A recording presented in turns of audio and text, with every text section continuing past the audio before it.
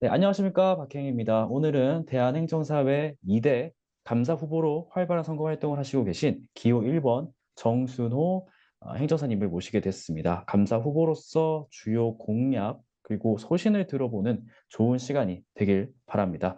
정순호 후보님, 안녕하십니까? 바쁘시죠? 예, 안녕하십니까. 반갑습니다. 감사 후보 기호 1번 정순호입니다. 평소 업무에 또 선거 업무가 되어서 평소보다는 조금 더 바쁜 시간을 보내고 있습니다. 불러주셔서 감사합니다. 네, 이렇게 뵙게 돼서 영광입니다. 먼저 정순호 후보님께서는 행정사 업무를 몇 년간 하셨나요? 예, 2018년도에 일반 행정사 자격증을 취득해서 연수 교육을 받고 2019년 4월부터 지금까지 행정사 업무를 어, 영위하고 있습니다.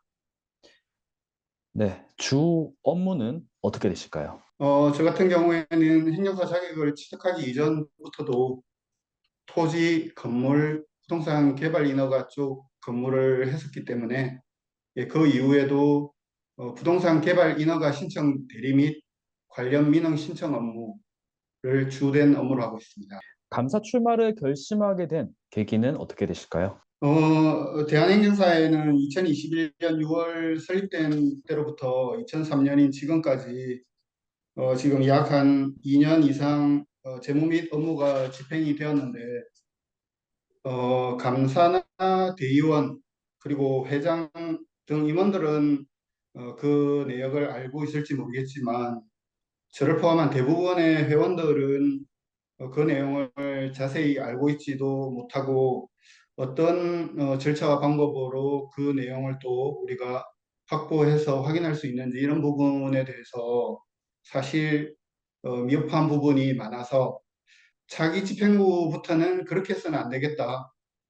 회원들이 대한행정사의 실질적인 주인인데 내 돈이 어떻게 사용되고 있는지 이런 부분에 대해서는 명확하게 알아야 되고 또 그 손쉽게 그러한 내역들을 알 수 있게끔 하는 절차들도 마련되어야 된다고 생각해서 감사 후보로 출마하게 됐습니다. 네, 본격적으로 공약 사항에 대한 질문을 드리겠습니다. 문제가 많았던 일기 집행부에 대한 명철한 감사를 실시하겠다고 하셨습니다. 공약 제일 첫 번째로 내걸었다는 것은 그만큼 이 과제가 정말 중요하다고 판단하신 것 같은데요. 제1 공약으로 내건 이유가 따로 있으실까요? 방금 좀 전에 설명드린 출마 계기와 마찬가지로 회원들께서 대부분 대한행정사의 주인으로서 회비 납부 의무를 이행하고도 내가 낸 회비가 어떻게 사용되는지 그리고 업무들이 대한행정사회의 업무들이 회규에 맞춰서 진행되고 있는지 이런 부분에 대해서는 구체적으로 잘 알아야 되는데 현재로서는 우리 회원들이 그러한 정보, 알 권리를 충분히 누리고 있지 못하다고 생각하기 때문에 차기 집행부부터는 이래서는 안 된다라고 생각하고요. 구체적으로는 일기 집행부 시기에 진행됐던 이사회나 대의원총회, 임시총회, 그리고 각종 위원회 등의 개최나 의결행위가 정관에 위반되는지 요 그리고 일기 집행부 시기에 행해졌던 임원의 선임, 지회장의 선출, 직원의 해임 또는 해고, 또 이로 인한 중복된 직원의 채용 행위 등이 회규에 위반되는 사항이 없는지 여부, 그리고 일기 집행부 시기에 각종 민형사상 소송의 남용, 그리고 법원의 판결에 위반하는 사항 등은 없는지, 그리고 일기 집행부 시기에 불필요한 재정의 낭비는 없었는지 여부, 그리고 일기 집행부 시기에 대한행정사의 주된 사무소가 이전했는데요. 예, 거기에 대한 이전 경위라든지 회원들의 의견이 충분히 수렴되는 절차를 거쳤는지 여부, 그리고 주사무소 이전과 관련된 자금 집행 및 임대차 계약의 적정성 이런 부분에 대해서 검사를 하고 어, 회장이나 대의원총회가 물론 그 당연히 이제 정관에 그렇게 규정되어 있기 때문에 보고를 드리는 것은 당연하고 그보다 더욱더 전체 회원들께 보고 드려야 될 필요성이 크다고 판단합니다. 행정사회 정관을 보면 감사는 본회의 업무 관련 서류, 금전 관련 회계 장부 및 은행 거래 내역을 요구할 수 있다고 적혀 있지만 회장 스스로 불가피한 사유가 있다면 업무 협조를 거부할 수 있는 맹점이 있는데요. 이에 대해 어떻게 생각하시는지요? 예, 맞습니다. 그 부분에 대한 답변을 드리기 위해서 정관을 좀 참조하면서 말씀을 드리겠습니다. 방금 행정사님께서 말씀하신 거는 우리 대한행정사회 정관 제17조 임원의 직무에 관련된 조항, 제6항에 규정된 내용인데요.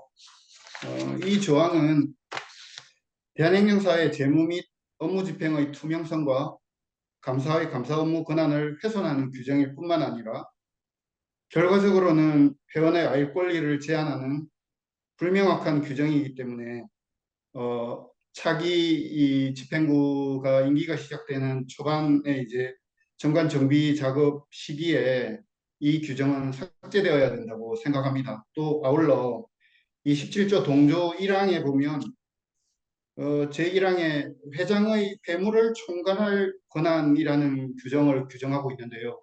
이 규정도 매우 불명확한 규정으로서 자칫하면 이 두 가지 조항이 결합해서 회장의 독단적인 회 운영과 이것을 합리화하는 빌미를 제공하는 규정이기 때문에 삭제되어야 된다고 생각합니다. 정관과 규칙상 미비하거나 불합리한 규정을 정비하시겠다고 하셨습니다. 구체적으로 어떤 부분이 미흡해 보이고 불합리해 보인다고 생각하시는지요? 어쩌면 오늘 우리 행정사님께서 저를 초대해 주시고 인터뷰를 하게 된 핵심 쟁점이고 질의 사항이라고 판단되는데요. 먼저 규정에는 어떤 것들이 있는지와 그다음에 구체적 내용에서 어떤 부분이 불합리하거나 위법한지에 대해서 보겠습니다. 그래서 지금 정비가 대대적으로 필요한 조항으로서는 정관 7조, 11조, 12조, 13조, 14조, 그다음에 17조, 18조, 22조, 42조 등인데요. 하나하나 구체적으로 살펴보면 제가 정관을 보면서 말씀을 드리겠습니다. 음,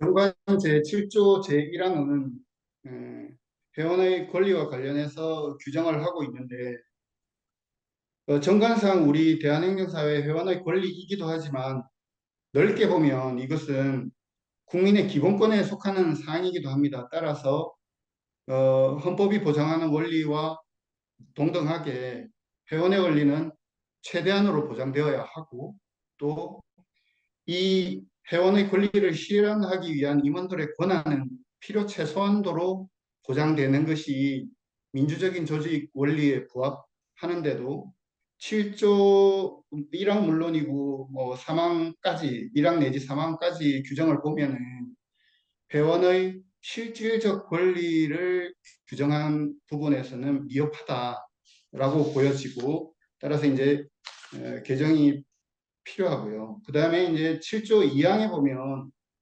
회원은 본회의 사업 및 운영에 관하여 참여하거나 의견을 제출할 수 있다.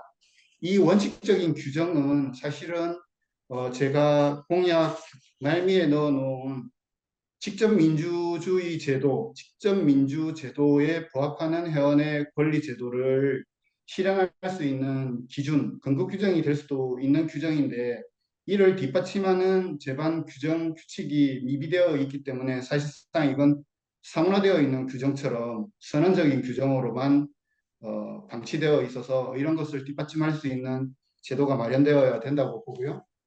그 다음에 11조는 준회원에 관한 규정인데요. 이 2항에 보면은 준회원의 정의를 본회에서 정한 회비를 1년 이상 미납한 경우를 준회원으로 본다. 이렇게 준회원의 정의 규정은 있는데 그렇다면 이 규정에 의해 가지고 준회원이 된 회원들께서는 어떻게 그러면 정회원으로서의 권리를 회복하는지에 대한 그 절차와 방법을 규정하는 하위 규정 규칙이 지금 미비되어 있습니다. 그래서 이 부분도 시급히 어, 정비가 되어야 되는 부분이고요. 그 다음에 12조 관련해서 보면 제목이 회원 관련 규정이라고 되어 있는데 내용을 들여다보면 회원의 자격 정지, 제한 등 세부 사항은 별도의 규정으로 정한다 이렇게 되어 있어서 회원의 권리 제한에 관한 그 원칙적인 규정을 규정하고 있습니다.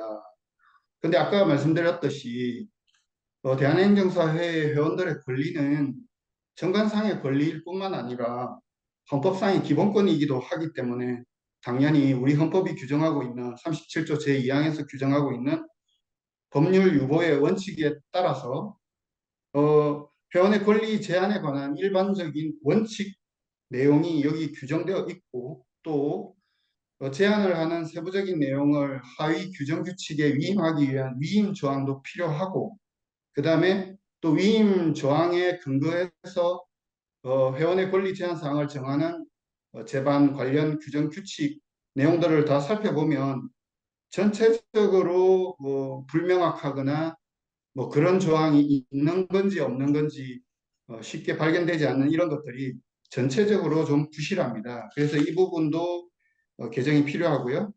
그 다음에 13조 보면은 임원의 종류에 관해서 예를 들어서 1항 제2호를 보면 부회장이 5인 이상 10인 이하로 되어 있습니다.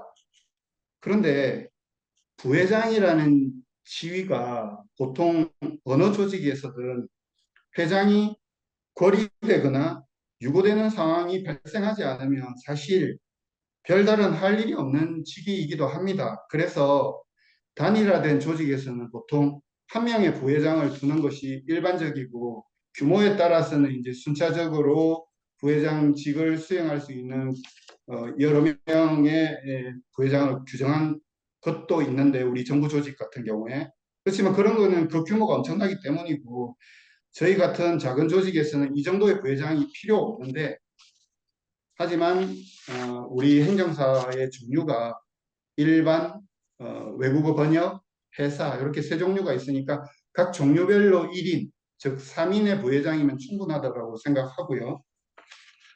그 다음에 이제 각종 임원 선출이나 어떤 안건에 대한 의결 정족수에서 2분의 1 이상이라고 규정되어 있는 조항이 있어요. 이런 거는 입법 기술상 과반수로 문구가 통일되는 게 타당하다고 생각하고요. 그 다음에 아까 이제 보셨다시피 17조에 회장의 회무총괄권이라든지 아니면 회장이 불가피한 사유가 있는 경우에는 감사의 서류 요청을 거부할 수 있다든지 이런 건 당연히 삭제되어야 하고요. 그 다음에 18조를 보면 임원의 보선과 관련해서 그 2항에 결혼이 생기면 보통 임원은 회장하고 감사는 총회에서 선출로 선임을 하지만 부회장 이사는 대의원총회에서 선임하도록 되어 있습니다. 그런데 지금 이 보선 규정에서는 이사회의 의결을 규정하고 있는데요. 그렇게 되면 문제점이 뭐냐면은 우리 회원 수를 이제 회비 납부 의무가 다 이행된 걸 전제로 해서 충실하게 이제 납부된 걸 전제로 해서 대략 4천에서 10,000명까지 이룰 수 있는데 대의원 정수는 현재는 120명 정도 되고요. 이사회 같은 경우에 21명에서 23명인데 23명이 아무리 보선이라고는 하지만 23명이 선임한 임원은 민주적 정당성을 가지기가 어렵다고 봐서 이것도 역시 최소한 대의원 총회에서 의결하는 게 맞다. 그래서 그렇게 규정하는 게 맞고요. 그 다음에 이제 또 중요한 모순적인 규정이 있는데 22조 대의원의 구성에 관한 규정인데요. 이 1항에서 대의원 구성은 13조 1항의 임원, 그러니까 회장, 감사, 그 다음에 부회장, 이사 이런 임원들은 당연직으로 대의원이 되도록 되어 있고 또 종류가 다른 각 지부에서 선출한 행정사를 규정하고 있어요. 근데 이것과 관련해서 이제 위임 규정에 의해 가지고 지부 지회 규정에 보면 정관에 맞지 않는 내용들, 그러니까 정관과 충돌하는 규정 규칙들이 존재합니다. 예를 들어서 규정에는 하위 규정이나 규칙에서는 지회장을 대의원으로 넣어놨어요.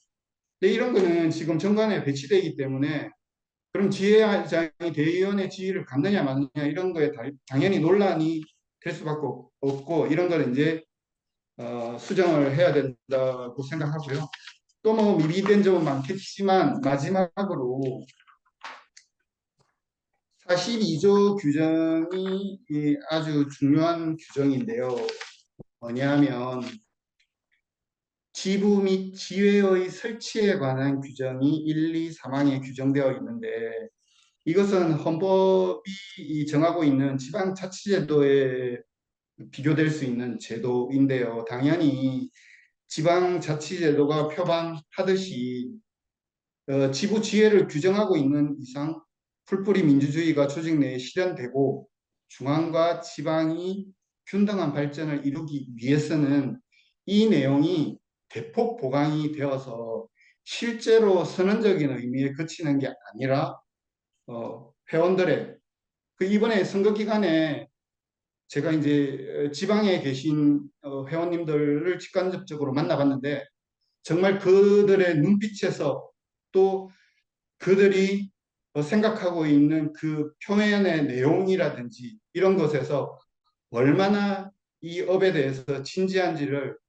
새삼 제가 느꼈고 그분들의 목소리만 그대로 가감없이 반영만 해도 대한행정사회는 한층 더 발전할 수 있을 거라고 확신할 정도로 큰 감동을 받았는데요. 그래서 그런 것들이 단지 뭐 선거철의 공약이 아니라 실제로 이번에 임기 초기 차기 집행부 임기 초기에 대대적인 정관 규정의 그 정비 작업이 있을 때 확실하게 보장될 수 있도록 하는 것이 우리가 대한민국의 전문 자격이 행정사만 있는 것도 아닌데 사실 조직이 권위주의적으로 흐르게 되면은 민주주의하고는 거리가 먼 조직이 될 수 있고 그것은 행정사만의 문제는 아니라고 생각합니다. 저는 분명히 다른 자격사 내에서도 회원과 단절된 권위적인 집행부가 존재한다고 생각하는데 그래서 행정사만큼은 최단시간에 민주주의를 실질적 민주주의를 실현하는 조직이 되기 위해서라도 이 지금 정관 42조 지부 지회의 설치 규정이 실질화되는 규정 규칙을 반드시 이번 회에 마련해야 된다라고 저는 생각합니다. 회원들의 권리 강화를 위해서 여러 가지 제도를 시행한다고 하셨는데요. 회원들이 직접 정관 재개정안을 제출하고 결의할 수 있는 제도 마련을 하시겠다고 하셨습니다. 구체적인 로드맵이 있을까요? 예, 그렇습니다. 사실은 저는 이제 개인적인 소신하고도 결부가 되는데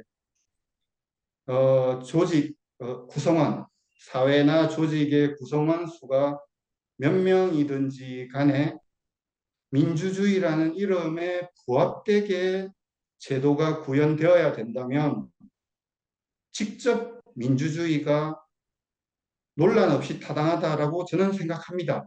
그런데 불가피하게 대의제를 취할 수밖에 없는 것은 여러 기술적인 문제라든지 그 사회 구성원이나 조직 구성원 숫자가 너무 많다든지 이런 경우에는 불가피하게 대의제를 구성해서 예를 들어서 국회와 같은 기구를 두는 게 맞다라고 생각하지만 우리 대한행정사회에서 실제로 회원으로서 활동하는 인원이 4천 명에서 10,000명이라면 직접 민주주의를 실현할 수 있는 하등의 문제점을 저는 개인적으로 발견하기 어렵거든요.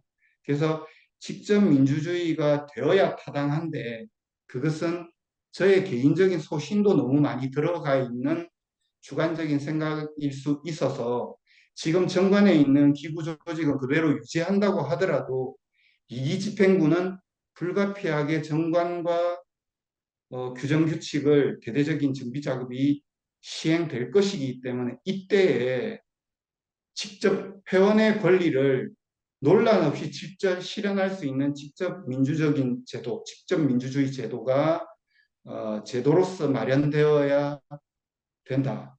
그렇게 저는 생각하고 있습니다.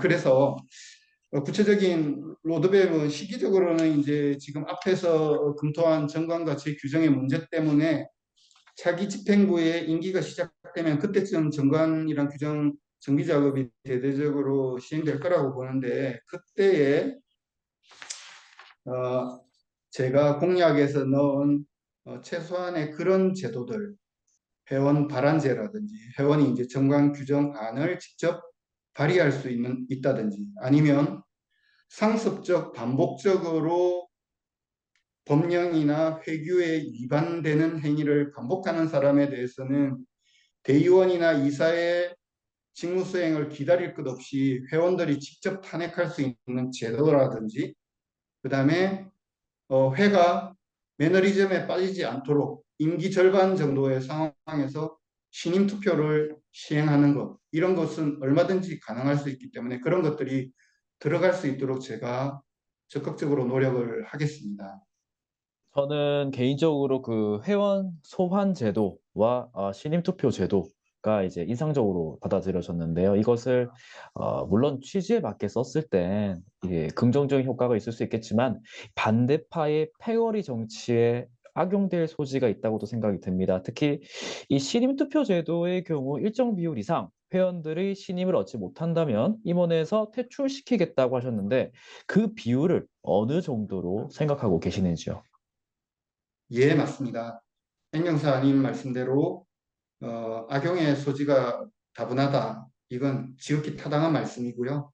그런데 이제 어떤 좋은 제도든 일단 제도가 마련되면 구성원들이 어떤 생각을 갖느냐에 따라서 잘 운영될 수도 있지만 특히 지금 행정법률에 대한 전문가인 어, 우리 행정사 조직과 같은 전문 자격사 단체가 정말 나쁜 마음만 먹는다면 악용할 수 있는 방법은 얼마든지 고안할 수 있다고 생각합니다. 그래서 그것은 제도의 문제라기보다는 구성원들이 어떻게 그 제도를 활용하는지 그게 더 중요하다라고 보고요.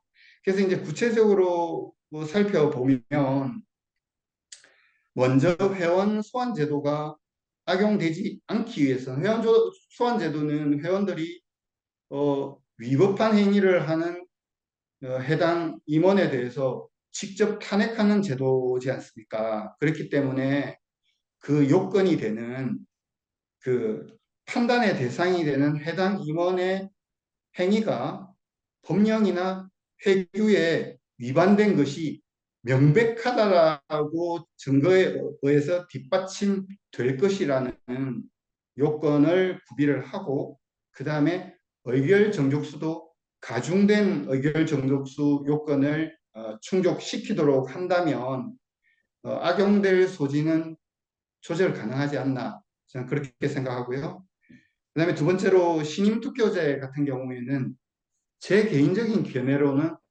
꼭 필요해 보입니다.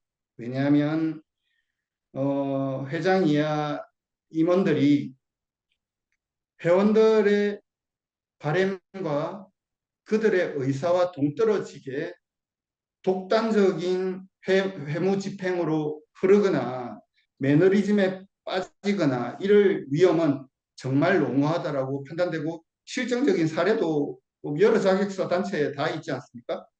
그래서 뭐 우리 대한행정사회는 물론이고 그래서 보통 시임투표제는 뭐 어떤 국가든 사회든 그 제도를 도입한 나라에 보면 대부분은 임기가 절반쯤 흐른 경과된 시점에서 이제 신임 투표를 한번 하는 건데요. 우리 같은 경우에는 임기가 2년이니까 1년이 지난 시점에 신임 투표를 하는 것이고 저는 역기능보다는 순기능이 많다라고 생각하는 게 신임 투표제에서 우리가 예를 들어서 불신임을 받았다. 해당 임원이 불신임을 받았다고 하더라도 뭐 경제적인 타격이야 뭐 있겠습니까? 원래 이제 보수 규정도 없는 임원이 대부분인데, 그런데 만일에 임원으로 선임되고 난 다음에 중간 시기에 회원들에 의해서 불신임 됐다라고 하면 그 불명예는 차라리 그 임원을 맡지 않은 것보다 못할 정도로 치욕스럽게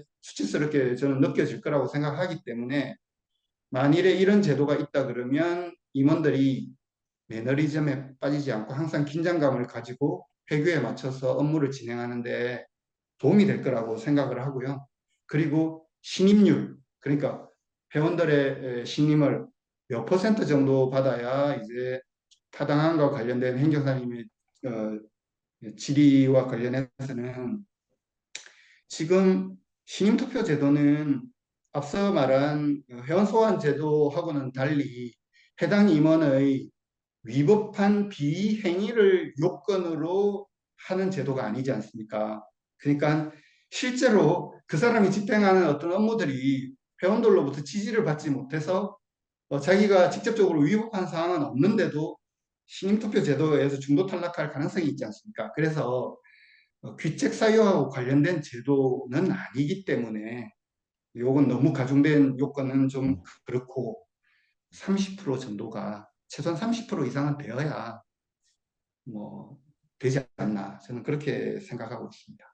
저는 개인적으로 회장님, 감사님을 비롯해서 대한행정사회 임원분들은 자주 소통하고 이 정회원들의 고충을 경청해야 한다고 생각합니다. 지난 2년간 행정사회는 거대한 담이었고 옹벽이었거든요. 그 점에 있어서 후보님의 생각을 듣고 싶습니다. 예, 맞습니다. 행정사님 말씀이 어, 옳고 타당하고요. 예, 저 또한 그렇게 생각을 하고, 저 개인적으로는 그것보다도 더 나아가서 저는 회장을 포함한 그 임원의 지위라는 것이 회원들이 행정사회의 정책을 실현하는 도구이지 그 임원을 맡은 개개인의 사유물이 아니기 때문에 정회원의 고충을 경청하고 소통하는 데에 그칠 것이 아니라 정회원들이 그 고충을 통해서 느꼈던 해결책, 대안, 생각과 계획, 이런 것들이 실제 정책으로 실현되어야 된다라고 생각하기 때문에 어, 당연히 회원들과 소통을 하는 것은 물론이고 그분들의 고충을 경청하는 것 또한 물론이고, 그것들이 하나의 정책적 모델이 될 수 있을 만큼 하나의 완성된 형태의 어떤 해결 방안으로 나올 수 있기에 충분한 정도의 빈도, 횟수만큼 회원들과 자주 소통하고 필요하면 밴드 등을 통해 가지고 그런 고충을 구체적으로 제도화하는 어떤 어, 모임 이런 것도 만들어야 되고, 정관과 같은 경우에도 정관연구회 같은 어떤 그런 모임을 가져서 회원들이 활발하게 그 다수의 회원들의 의사를 정책적으로 하나의 완성된 형태로 만드는 그런 소모임들도 활성화되어야 된다고 저는 생각합니다. 끝으로 후보님께서 하시고 싶은 말씀 있으시다면 지금 이 시간을 빌어서 해주시면 감사하겠습니다. 저는 사실 박성현 행정사님이 카페를 만드실 때부터 원년 회원이었고 또 골수 행사모 카페의 회원입니다. 매일같이 들어가고 또 확인하고 글들도 있고, 그래서 사실은 멀리 있지만 자주 뵙지는 못하지만 항상 행정사님과 우리 행사모 카페 회원들과 함께하고 있는 거는 조금도 거짓말 없이 팩트거든요. 확인해 보시면 매일 제 방문 기록은 있을 겁니다. 예, 그 정도로. 근데 왜 그러면 그렇게 하느냐? 저는 행정사 자격 제도의 위상이 확고하게 제고가 되고 자리매김하기를 바라는 일인이고, 이것은 행정사 모두의 바람일 뿐만 아니라 행정사를 준비하고 행정사를 좋아하는 행사모 회원들의 바람이기도 합니다.